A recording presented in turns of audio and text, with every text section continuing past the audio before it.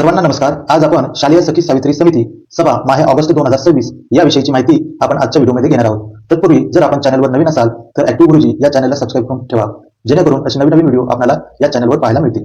चला तर मग आपण विषयाला सुरुवात करूया.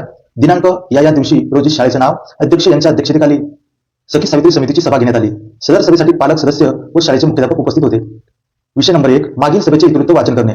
मागील सभा दिनांकचे इतिवृत्त वाचून दाखवले असता त्यावर चर्चा होऊन त्यात कोणताही बदल न सुचल्याने ते जसेच्या तसे मंजूर करण्यात आले.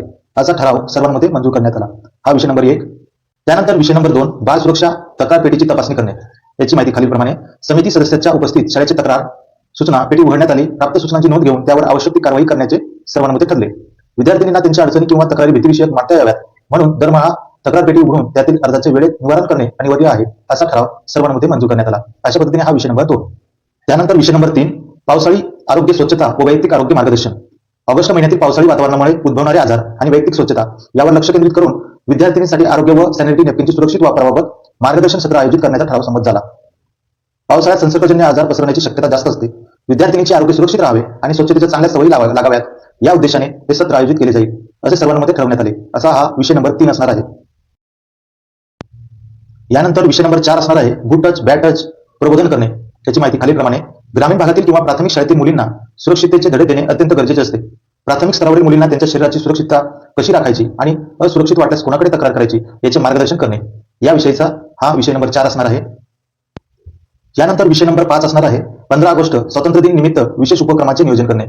स्वातंत्र्य दिनाचे औचित्य साधून शाळेची स्त्री सक्षमीकरण व लैंगिक समानता या विषयावर वक्तृत्व, चित्रकला व निबंध स्पर्धेचे आयोजन करण्याचा ठराव संमत करण्यात आला. राष्ट्रीय सणाच्या वेळी विद्यार्थ्यांमध्ये देशभक्तीसोबतच सामाजिक जाणीवा, मुलींना समान संधी आणि आदराची भावना रुजवणे हा या उपक्रमाचा मुख्य उद्देश आहे. हा विषय नंबर 5 असणार आहे. यानंतर विषय नंबर 6 असणार आहे विद्यार्थी समुपदेशन बाबत. याची माहिती खालीलप्रमाणे. अभ्यासात मागासलेल्या, सतत गैरहजर राहणाऱ्या किंवा वर्तनात अचानक बदल दिसणाऱ्या विद्यार्थिनींची ओळख पटवून समितीमार्फत त्यांचे व त्यांच्या पालकांचे समुपदेशन करण्याचा निर्णय घेण्यात आला. कौटुंबिक किंवा मानसिक तणावामुळे मुलांच्या शिक्षणावर विपरीत परिणाम होऊ नये आणि त्यांना योग्य वेळी आधार व मार्गदर्शन मिळावे म्हणून हा ठराव घेण्यात आला. यानंतर विषय नंबर 7 असणार आहे मुलींचे शिक्षण, कुटुंबाचे सक्षमीकरण यावर पालक सभा.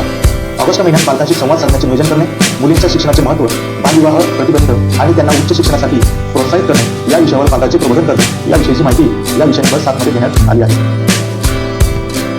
यानंतर विषय नंबर 8 असणार आहे ऐनवेळेस उपस्थित होणारे विषय. ऐनवेळेस उपस्थित होणारे विषय या विषयांची चर्चा या विषयामध्ये आपण घेणार आहोत. ऐनवेळेसच्या विषयांवर सखोल चर्चा करून श्री यांचं नाव या ठिकाणी घ्यायचं. यांनी समेत उपस्थित सर्व सदस्यांचे आभार व्यक्त केले. अशा पद्धतीने खेळीमेळीच्या वातावरणात अध्यक्ष यांच्या संमतीने सभा संपन्न झाली असे घोषित करण्यात आले. अशा पद्धतीने आपण या ठिकाणी 8 विषय अभ्यासले. हा व्हिडिओ जर तुम्हाला आवडला असेल तर लाईक करा, शेअर करा, सबस्क्राईब करा आणि कमेंट करायला विसरू नका. धन्यवाद. थँक्यू.